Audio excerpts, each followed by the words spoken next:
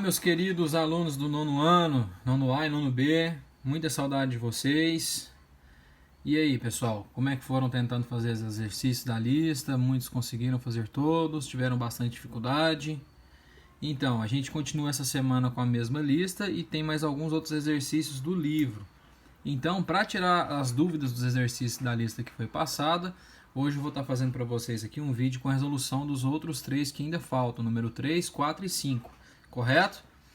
Então vamos lá, começando pelo número 3, que diz a seguinte coisa, né?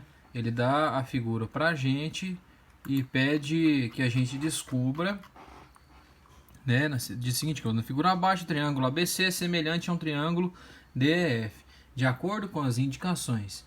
Nessas condições, determine os valores de x e y e o perímetro do triângulo DEF. Pessoal, vamos lá então, as semelhanças, né? No vértice A e no vértice D a gente vê que tem um ângulo igual, né? Um ângulo congruente. E também no vértice E e no vértice C a gente vê que tem ângulos semelhantes aqui, né?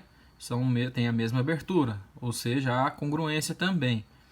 A gente vê também que o tamanho aqui da medida AC, ou seja, esse lado todo do triângulo ABC, o lado AC, vale 14 unidades de medida.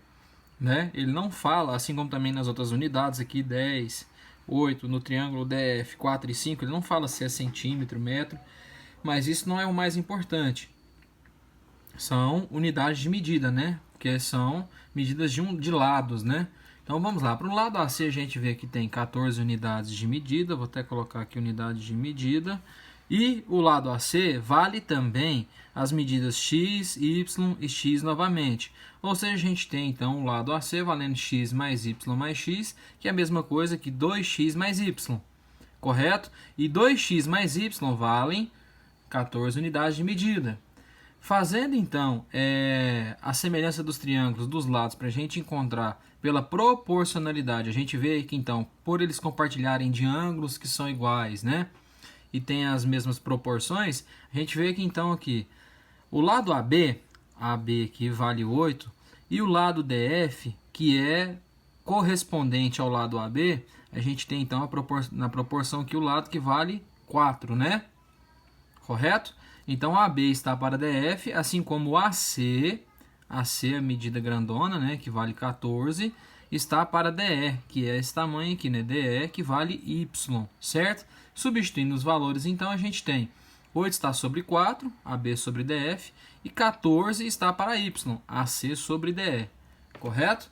Fazendo dessa forma, então, a multiplicação cruzada, né, a gente tem que 8 vezes Y igual a 4 vezes 14, correto?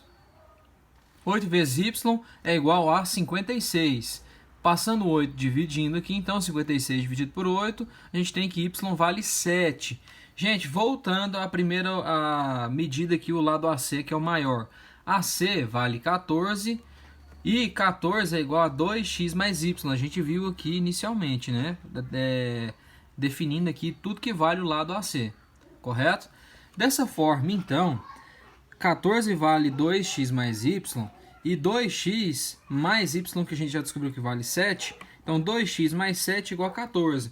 Passando o 7 para o outro lado, trocando o sinal, a gente tem então que x vale 7 sobre 2, ou x vale 3,5.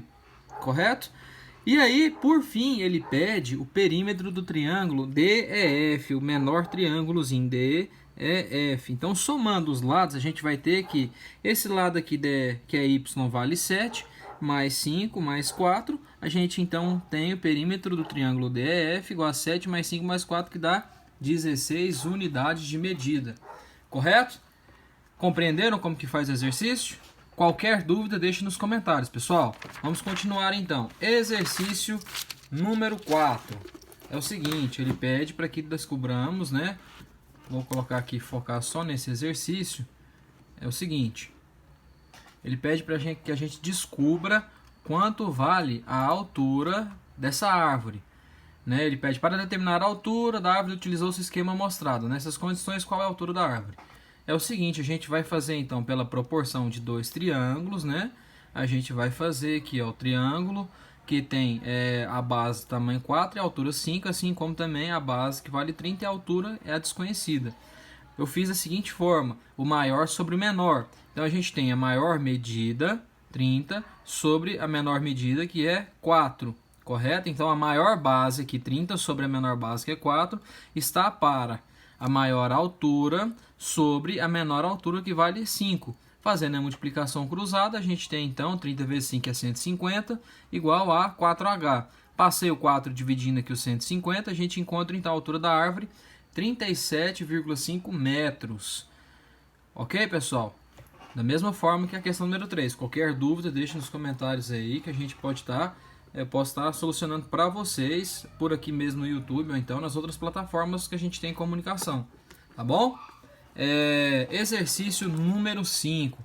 Ele não tem nenhuma figura, pede para que você desenhe e retire os dados, né, do texto que é dado. Então vamos lá, uma questão que é adaptado de um vestibular da Unicamp, Universidade de Campinas, em São Paulo. Então vamos lá. Uma rampa de inclinação constante, como a que dá acesso ao Palácio do Planalto, em Brasília. Nossa, já ia falando aqui Planalto Central. Tem 4 metros de altura na sua parte mais alta. Uma pessoa tendo começado a subi-la, nota que após caminhar 12,3 metros sobre a rampa, está a 1,5 metros de altura em relação ao solo. Faça uma figura ilustrativa da situação descrita, é o que pede a letra A. Tá bom? Então vamos lá, fiz a desenho aqui, né, do que já aconteceu. Ele saiu do ponto zero, onde começa a rampa mesmo, e caminhou sobre a rampa, né, como ele fala ali, nota que após caminhar 12,3 metros sobre a rampa, ele está a uma altura em relação ao solo, uma altura de 1,5 metros, correto? E aí na letra B ele vem pedindo a seguinte coisa, né, depois que a gente fez o desenho, calcule quantos metros a pessoa ainda deve caminhar para atingir o ponto mais alto da rampa. Quanto que falta para ele caminhar aqui para que consiga, quando ele chegar aqui no ponto mais alto, né? Esse tamanho X é o que falta para ele caminhar. Ele vai estar a uma altura em relação ao solo de 4 metros, correto? Caminhando sobre a rampa aqui. Pessoal, prestem atenção só em relação aqui com que números que a gente vai colocar aqui na proporção, né? Na regra de 3.